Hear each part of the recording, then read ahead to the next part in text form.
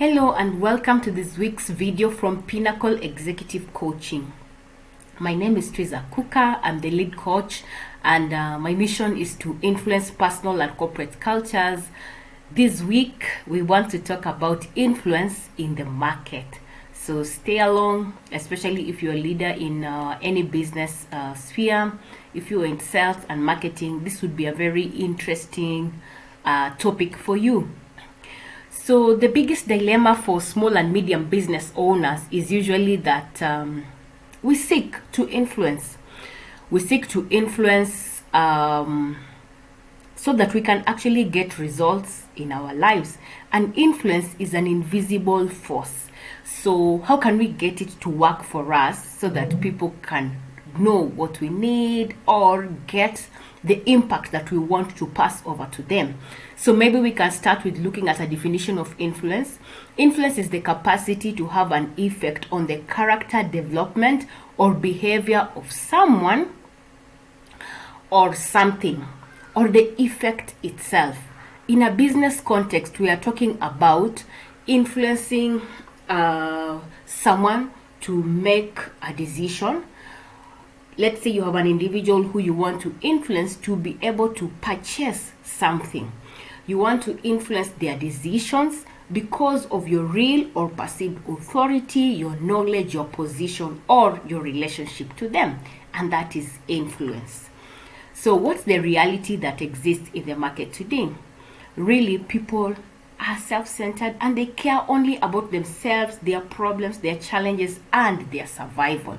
But you, as a business person, as a leader, you need to know that really, because they don't care about your business, you have to position your influence to be about the thing that the people you want to have an influence over. You are giving them a message that addresses their problems, that addresses their challenges, that addresses the things they are looking towards in order to be able to survive. So your business is about people problems, solving the issues, helping people to ease through life. And if you're able to offer this, then the reality is that you will be able to position yourself as an influencer. So the truth is, people will not engage with you unless you're active. You have to be active and you have to search for them. You have to reach out to them. People will not show interest in anything that you have unless you ask.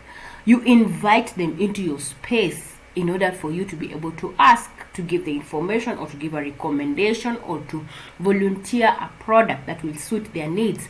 People will not buy unless you sell. So it sounds pretty logical and straightforward, but if you lose sight of this while you're doing your leadership or your business, then you will not be able to have the market work for you.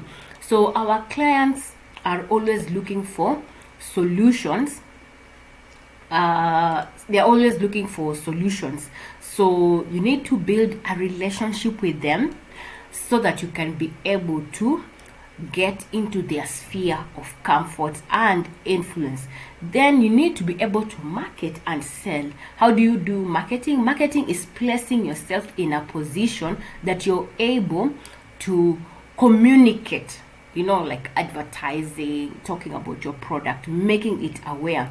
And sales is reaching that point where you are able to convert them. They have gotten the information about your product and you want them to move into the next level, what they really want.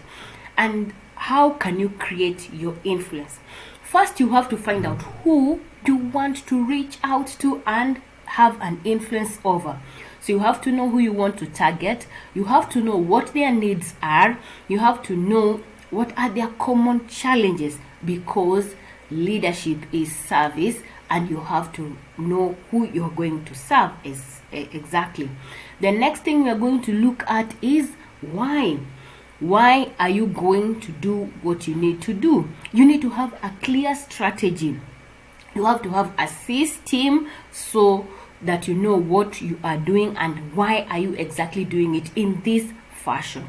Money should not be your immediate long-term motivation, but it will come automatically with time.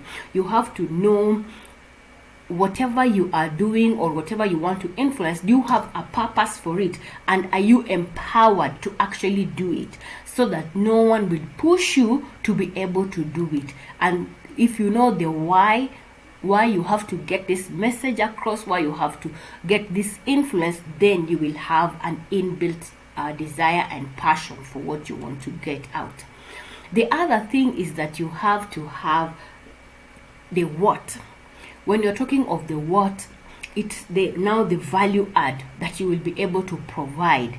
You have to be an industry expert, a leader in whatever sphere that you want to influence. You have to know everything and be able to communicate it. What are the pain points? What are the challenges? What exactly your audience needs in order to be able to provide them with ongoing value. Value is what will enable you to be appreciated by the people you are seeking to influence. The other thing is that you have to ask how are you going to do it. You need to start getting active in order to capture the community that you want to influence, to capture their interest, or to show them their product and give them a very relevant value-based offer, so that they can be able to be interested in what you're offering. So you have to craft how you're going to do it, your model of how you're going to do it, and then you have to start it. If not now, then when are you going to start your influence? You have to turn your interest or your desire into a commitment. You can build an effective strategy that will always get you to be close to your community of influence and be able to close any opportunities that will present themselves before you.